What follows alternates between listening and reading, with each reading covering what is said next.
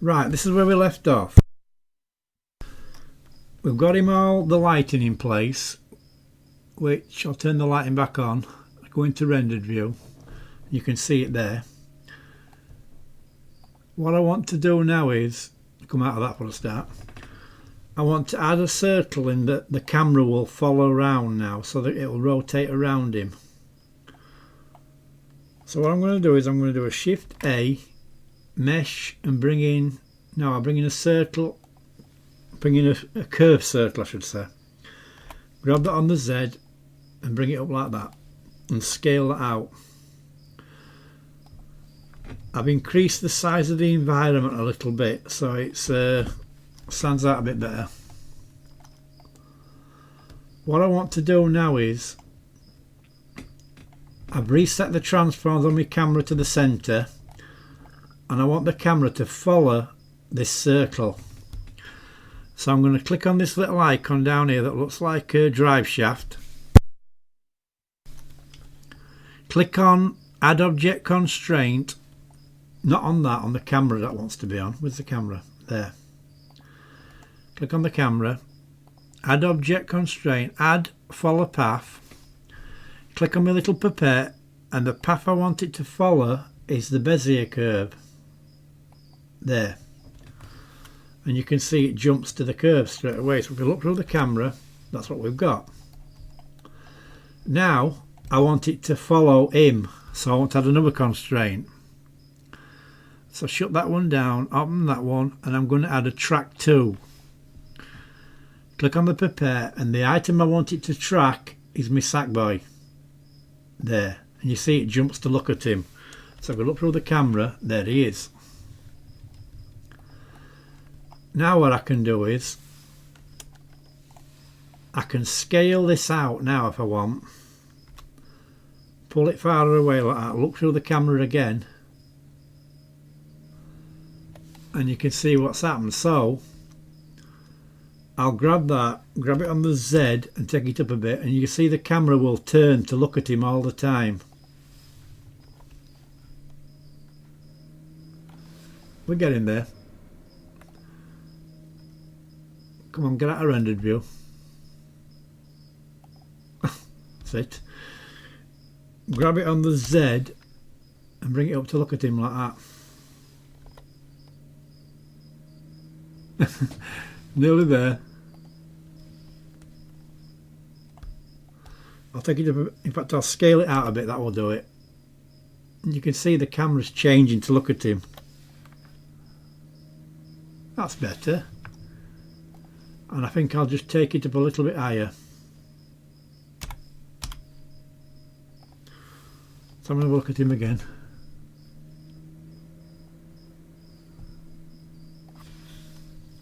I think what I might do is grab him, grab that, and grab that on the Z, take that down a little bit. Better. Have a look now. That's better. I can see his face now, the lighting. You can see the grass, which is, don't know, I can't tell. Doesn't look too bad to me. Now, if I click on my space bar, which is play, it does nothing.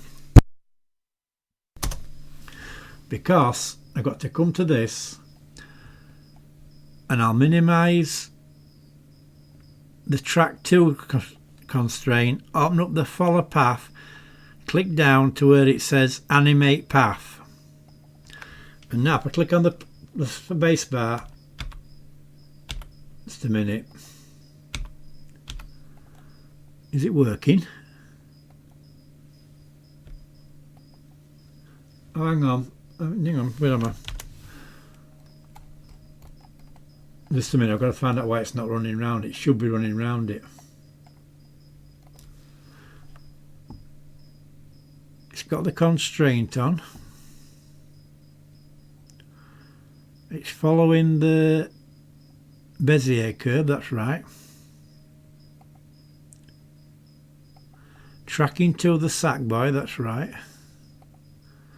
And it should just be a matter then of clicking on animate path button. What's that say? Path is already animated. Where? Oh, there. It's running there.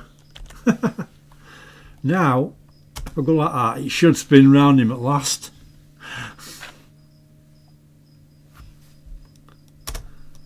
And if I go into rendered view now, you should see the light changing as it goes round him. Which the lights aren't turned on, that would help. That's better.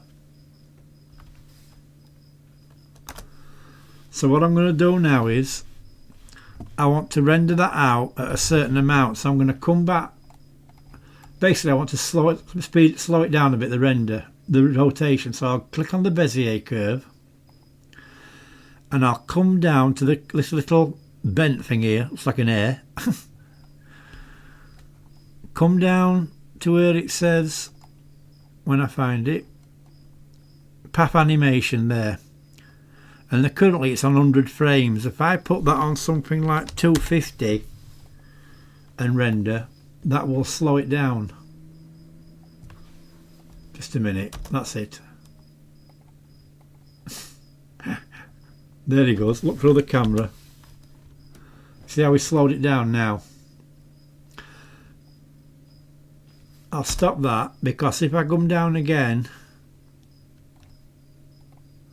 click on the path, and I'll change that to something like 50. Now it'll be like Benny Hill flying right back. You know who he is. There he goes. Look through the camera. Oh, that's through the camera. And that's a bit too fast. So I want it at something like 260.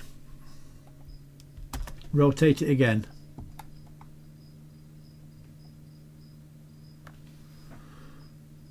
And that looks like my camera's locked to view. Hang on.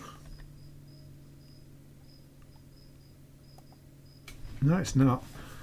Right, rotate him again. And that is how he'll rotate out now. So grab down here at the bottom. Should be in layout. Because I want the animation to put back at the start again. Drag that up. Where are we? Change that to, which one is it? Video sequence, is that it? Yeah, that's it. Put that back at 0. Back to the start basically. There. Looking at him like that. And what I'm going to do now, I'm going to set my render now.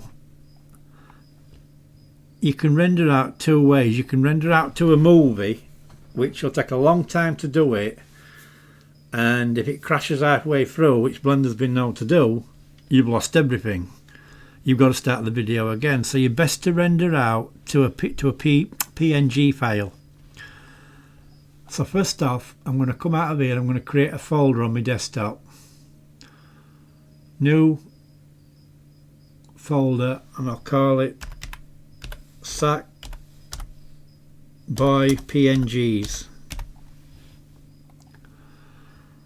Come back into my Blender, and I want to come down now into my render one. Where is it? Up there. There. And I want to change the file I'm rendering out to. That's the previous one I did. I deleted that one at end. I didn't like the model.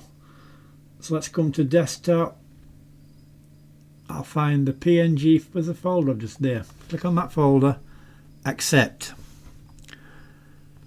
Now I want to change the file type, which is PNG.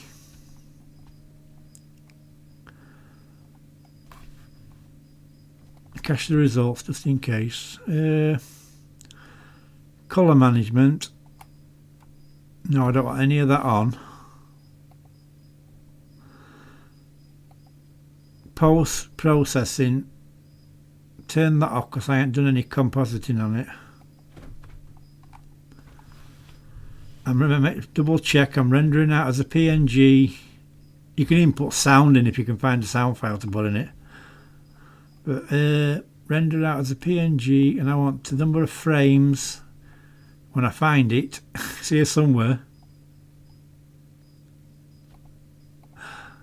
There. I want to render out from 100 to 260. and I'm just wondering. Oh, I'll leave it. No, put it at 260. I might have to cut some out at the end. Depends. Depends what it's done. And then I'll come up to here now, and I'll click File. Just a minute. Edit. Hang on. Where is it? Render. And render out animation. And that's what you can see. And now it's going to take time now, because it's rendering every one of those PNG files out to that folder. But the beauty of this is, you can see at the minute, if you look up here, it's still on frame 1, and it could take about an hour and a half of this, because it's all down to the background, the lighting.